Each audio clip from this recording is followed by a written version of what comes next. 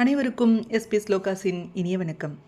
தேவி நாராயணியம் தசகம் 29 6 முதல் 10 வரையிலான ஸ்லோகங்களையும் அதன் அர்த்தங்களையும் இந்த பதிவில் நாம் பார்க்கலாம். ஸ்ரீ குருப்யோ நமஹ. யதோ யதः பேதுரிமே ஸ்தலானி சர்வாணி தானி பிரதிதானி லோகே இமானி பூதானி பவானி தேவி பீட்டானி சர்வா கஹரானி பாந்தி. தேவியின் சரீரம் விழுந்த இடங்களெல்லாம் தேவியின் க்ஷேத்திரமாக விளங்கியது. அந்த 108 துர்கா க்ஷேத்திரங்களும் மிகவும் பிரசித்தமானவை.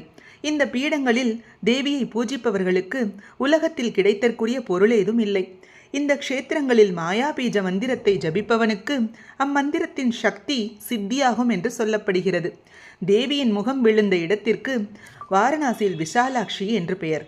2வது இடத்திற்கு நைமிஷாரண்யத்தில் லிங்கதாரிணி, 3வது இடத்தில் பிரயாகையில் லலிதா, 4வதாக துவாரகையில் ருக்மிணி, 5வதாக பிருந்தாவனத்தில் ராதா, 6வதாக மதுராவில் தேவகி, 7வதாக சித்திரகூடத்தில் சீதா, 8வதாக குஜராத்தில் அம்பாதேவி, 9வதாக பெங்களூரில் நிமிஷா தேவி, 10வதாக உத்தரகிரியில் ஔஷதை.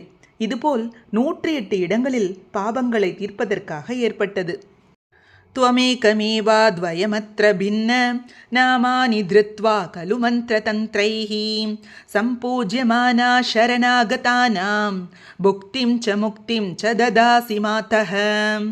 அம்பாள் ஒன்றுதான், 2 இல்லை. ஆனாலும் 108 பீடங்களிலும் 108 ரூபங்களுடனும் நாமத்துடனும் இருக்கிறாள்.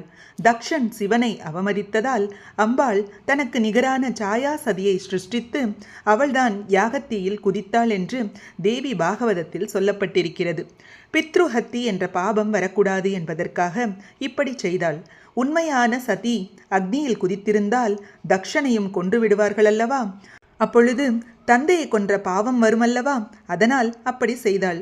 இந்த 108 க்ஷேத்திரங்களும் சக்தி பீடங்கள். அந்த இடங்களில் சிவனும் பல மூர்த்தி வடிவத்தில் நிலை பெற்றிருக்கிறார்.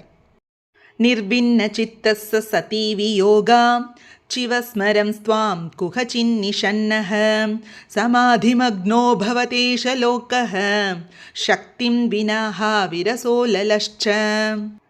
சதியின் பிரிவு சிவனுக்கு துக்கத்தை தந்தது. அம்பாளை நினைத்து ஓரிடத்தில் ஸ்திரமாய் அமர்ந்தார். அப்படியே சமாதி நிலையில் ஆழ்ந்து போனார். பிரபஞ்சத்தின் நினைவு இல்லாமல் தேவியின் ஸ்வரூபத்தை தியானித்து கொண்டு காலத்தை கழித்தார். சக்தியில்லாத உலகம் சக்தியை இழந்து சராசர பிரபஞ்சம் முழுவதும் சௌபாகியமின்றி இருந்தது. யாருக்கும் எந்த சுறுசுறுப்பும் இல்லை. சிந்தாகுலா மோகதியோ விஷீர்ண தோஷா மகாரோக நிபீடிதாஷ்ச சௌபாகியஹீனா விஹதாபிலாஷாஹ சர்வே சதோத்விக்ன ஹ்ருதோ பபூஹு. எல்லோருக்கும் என்ன செய்வது என்றே புரியவில்லை. புத்தியும் மங்கிப் போயிற்று. அனைவருக்கும் இருதயம் உலர்ந்தது. ஆனந்தம் வற்றிப்போனது. கவலை கொண்ட சித்தத்துடன் இருந்தனர். ரோகமும் வந்தது. தேவி பாகவதத்தில் இது விரிவாக சொல்லப்பட்டிருக்கிறது. शिवोऽपि शक्त्या सहितः करोति सर्वं वियुक्तश्च तया जटस्यात् मास्तु मे शक्तिवियोग एष दासोऽस्मि भूयो वरदे नमस्ते. சதி பிரிந்ததும் சிவனும் சுறுசுறுப்பில்லாதவரானார். அப்படி ஒரு பிரிவு தனக்கு வந்துவிடக்கூடாது என்று இதன் ஆசிரியர் நினைக்கிறார். அதனால் அம்பாள் முன் இதை கூறி மீண்டும் மீண்டும் நமஸ்காரம் செய்கிறார். அம்பாள் சர்வ வரதாயினி அல்லவா? இதுவே இதன் பொருளாகும். இத்துடன் 29வது தசகம் நிறைவு பெற்றது.